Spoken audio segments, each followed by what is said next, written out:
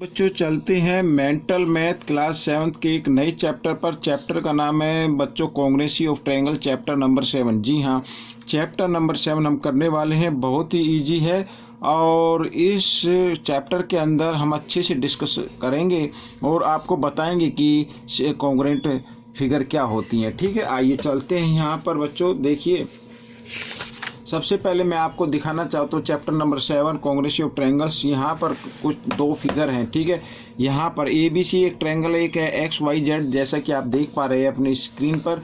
तो यहाँ पर बच्चों हम इनको कॉन्ग्रेंट बोलेंगे किस कंडीशन में बोलेंगे?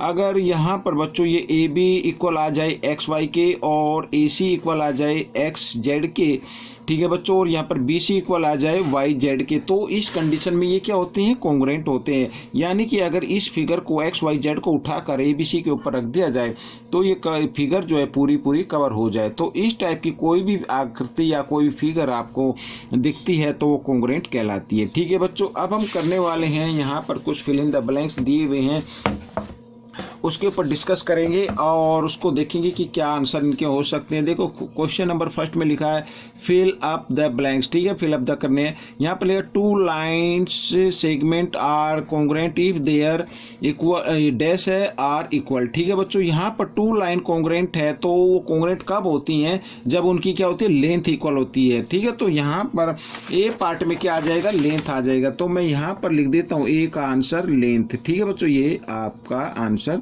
हो गया।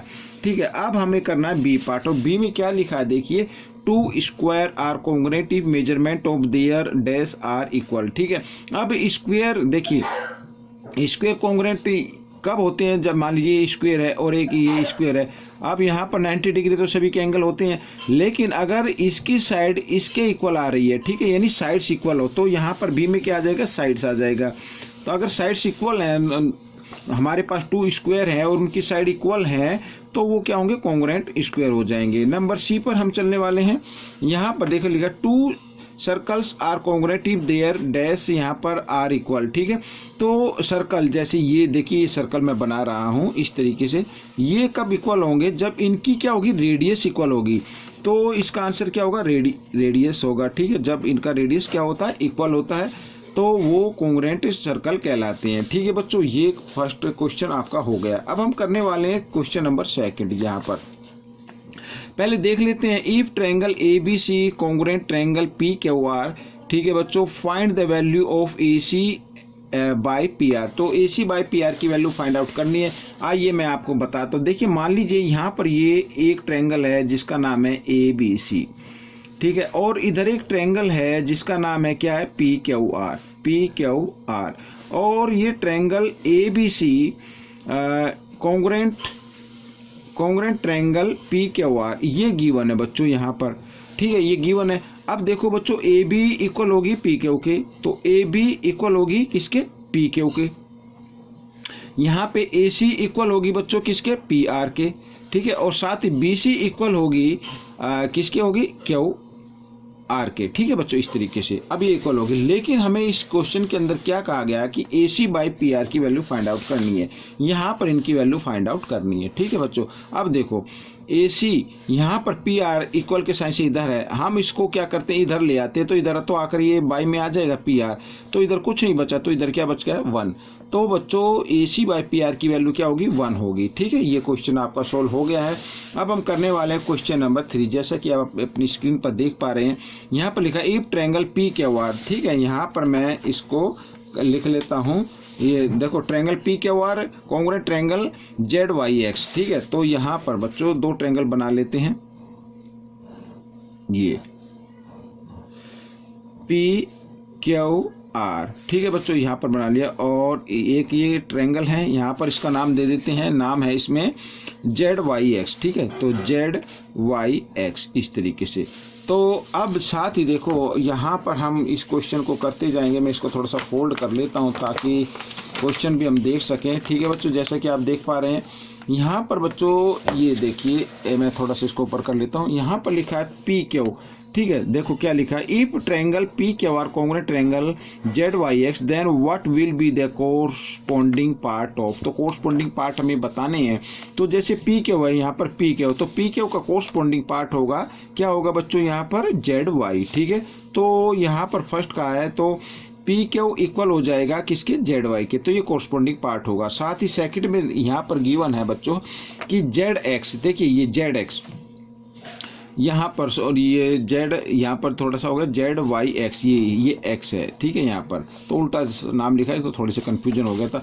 तो यहाँ पर लिखा जेड एक्स, ये वाली साइड, तो जेड एक्स इक्वल होगी बच्चों पी आर के। तो यहाँ पर मैं लिख देता हूँ कि जेड एक्स इक्वल होगी यहाँ पर पी आर के। ठीक है, और थर्ड सा यहाँ पर एंगल क्यू, देखो क्यू लिखा हुआ है यहाँ पर थर्ड में कि ये एंगल क्यू इक्वल होगा। अब एंगल क्यू इक्वल होगा बच्चों, ये एंगल इक्वल होगा एंगल वाई के, तो यहाँ पर एंगल वाई हम लिख देते हैं। तो बच्चों ये क्वेश्चन भी आपका हो गया है, जो क्वेश्चन नंबर 3 था। ठीक है, बिल्कुल इजी क्वेश्चन है, कोई ज़्यादा मुश्किल नहीं है। तो ये भी हमारा हो चुका है। अब हम चलेंगे क्वेश्चन नंबर 4 में, जैसा कि आप यहाँ पर देख पा रहे हैं। ठीक है, क्वेश्चन नंबर 4 हम करने वाले हैं। आप क्वेश्चन नंबर 4 में करना शुरू करूँ तो मैं आपको दिखा देता हूँ। पहले यहाँ पर देखिए क्या लिखा है, लिखा है are the given triangles congruent. क्या ये दोनों ट्रायंगल कॉन्ग्रुएंट है? इफ यस, यदि हाँ है तो then mention the congruence criterion, state the result in the symbolic form. ठीक है, सिंबॉलिक फॉर्म में हमें इसको बताना है। तो यहाँ पर देखिए बच्चों, एक तो ट्रायंगल है ए बी सी। ठीक है, यहाँ पर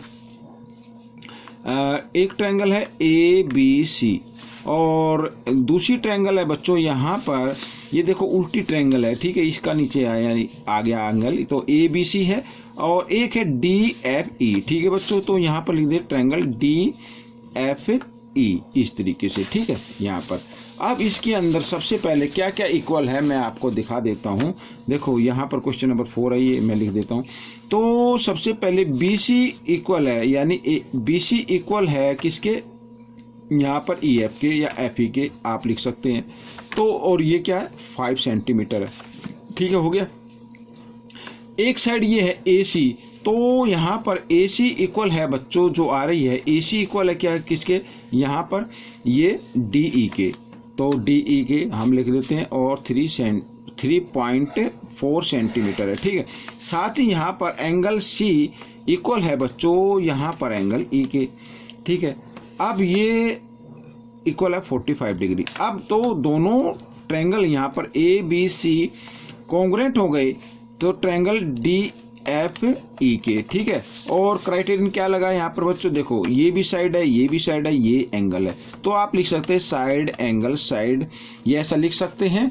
ठीक है, या फिर आप लिख सकते हैं साइड साइड एंगल भी लिख सकते हैं। आप सोच रहे होंगे कि एंगल बीच में क्यों लिखा, आप चाहे तो साइड साइड एंगल भी लिख सकते, साइड साइड एंगल इस तरीके से लिख सकते हैं। ठीक है बच्चों, तो ये क्वेश्चन आपका हमारा क्या हो गया, सॉल्व हो गया है।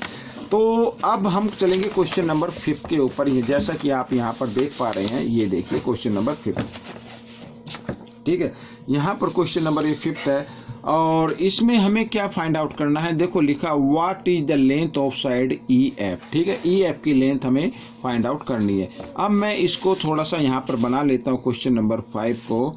ये कुछ क्वेश्चन इस तरीके से है, ये देखिए यहाँ पर ऐसे, तो यहाँ पर है एफ, और ये है डी, और नीचे है ई। ठीक है बच्चों, इस तरीके से ये है 3 सेंटीमीटर यहाँ पर, और ये है बच्चों 4 सेंटीमीटर यहाँ पर, ये देखिए 3 सेंटीमीटर और ये 4 सेंटीमीटर। हमें जो फाइंड करना है मैं आपको थोड़ा सा बता देता हूँ, वो फाइंड करना है हमें ई एफ। ठीक है बच्चों, यहाँ पर अब क्योंकि ये देखिए फिगर में आप देखिए, क्योंकि ये एक राइट एंगल ट्रायंगल है, ये इसका 1 एंगल 90 डिग्री का है, तो इसका मतलब क्या होगा, राइट एंगल ट्रायंगल में अगर कोई भी साइड फाइंड आउट करनी हो तो हम पाइथागोरस थ्योरम का यूज करते हैं बच्चों। तो पाइथागोरस थ्योरम का मतलब होता है कि जो भी 90 डिग्री के अपोजिट साइड होती है वो सबसे लॉन्गेस्ट साइड होती है, हाइपोटेन्यूज बोलते हैं उसे, यानी उस साइड का स्क्वायर, ठीक है, इक्वल होगा जो बाकी 2 साइड है उन साइड के स्क्वायर के इक्वल होगा, यानी एफ डी स्क्वायर प्लस यहाँ पर डी ई। ठीक है, इस तरीके से इनके इक्वल होगा। तो हमें ई एफ का स्क्वायर पहले फाइंड आउट करना। तो एफ डी है बच्चों यहाँ पर 4, तो 4 स्क्वायर प्लस और ये है 3, तो 3 स्क्वायर, ठीक है, इस तरीके से। तो ई एफ स्क्वायर यहाँ पर 4 का स्क्वायर होता है 16 और 3 का स्क्वायर होता है 9, ठीक है। और 16 और 9 को जब हम ऐड करते हैं तो 25 आता है और ई एफ इक्वल यहाँ पर 25। अब देखो यहाँ पे स्क्वायर था तो मैंने इसको इधर ले आया हूँ, तो इधर आ गया स्क्वायर रूट में, तो ई एफ, ठीक है। और 25 का परफेक्ट स्क्वायर रूट क्या होता है 5, तो 5 सेंटीमीटर आ गई बच्चों यहाँ पर ई एफ की लेंथ। तो बच्चों ये क्वेश्चन सोल्व हो गया है। आपको ये क्वेश्चन कैसा लगा मुझे कमेंट्स में जरूर लिखना, ठीक है बच्चों। अब हम करने वाले हैं यहाँ पर क्वेश्चन नंबर आप 6 देख सकते हैं, जैसा कि आप अपनी फिगर पर देख पा रहे हैं। हमें यहाँ पर लिखा if triangle A B C congruent triangle D E C then find the value of x. तो एक्स की वैल्यू फाइंड आउट करनी है, ठीक है बच्चों। क्वेश्चन मैं आपको यहाँ पर फिगर नहीं बनाऊंगा क्योंकि फिगर आपके सामने मैंने रख दी है, तो हमें एक्स की वैल्यू फाइंड आउट करनी है। अब इसमें जो गिवन है बच्चों वो दिया हुआ है ट्रायंगल ए बी सी, यहाँ पर कॉन्ग्रुएंट ट्रायंगल डी ई सी, ठीक है बच्चों, ये दिया हुआ है, ये गिवन है इसके अंदर। तो अब जब दोनों ट्रायंगल कॉन्ग्रुएंट है तो उसके कोरस्पॉन्डिंग पार्ट भी क्या होते हैं, इक्वल होते हैं। तो हमें क्योंकि एक्स की वैल्यू फाइंड आउट करनी है तो हम सिर्फ एंगल को लेंगे, तो एंगल ए इक्वल होगा एंगल डी के, ठीक है। क्यों इक्वल होता, क्योंकि सी पी सी टी, तो कोरस्पॉन्डिंग पार्ट क्या होते हैं, इक्वल होते हैं, ठीक है, समझ में आ गया। अब हमें ए इक्वल है डी के, तो ए की वैल्यू क्या है 2x + 15 और यहाँ पर डी की वैल्यू है 5x - 60 डिग्री, ठीक है, इस तरीके से। तो हमें x की वैल्यू फाइंड आउट करनी है, आइए कर लेते हैं। अब देखिए 2x, अब 5x को हम इधर ले आते हैं तो इधर आकर ये माइनस का हो जाएगा क्योंकि इसके आगे सामने कोई साइन नहीं है, तो प्लस का है। और इधर ये -60 है, -60 डिग्री, और +15 है, इसको हम इधर लेके आते हैं इस साइड में, राइट हैंड साइड की तरफ, तो ये भी माइनस का हो जाएगा 15 डिग्री, ठीक है। अब ये माइनस है, ये प्लस है, माइनस प्लस माइनस होते हैं, 5 में से 2 माइनस करेंगे 3x, क्योंकि बड़े नंबर के सामने माइनस का साइन, इसलिए माइनस का साइन आपको लगाना होगा। और यहाँ पर दोनों के सामने माइनस है तो -60 और -15 क्या होता है, -75 हो जाता है, ठीक है बच्चों। और माइनस से माइनस के साइन को हम काट देते हैं। तो x की वैल्यू अगर हमें निकालनी है तो 75 3 मल्टीप्लाई की फॉर्म में, इधर आकर डिवाइड की फॉर्म में आ गया, और जब 3 से इसको डिवाइड करें तो 25 आ जाता है। तो बच्चों x की वैल्यू आ गई 25 डिग्री, ये हमें निकालना था, ये हमने निकाल लिया है बच्चों। ये क्वेश्चन आपको 6 कैसा लगा मुझे कमेंट्स में जरूर लिखें, और क्वेश्चन 7 से आगे हम नेक्स्ट वीडियो में अपलोड करेंगे। तब तक के लिए बच्चों धन्यवाद।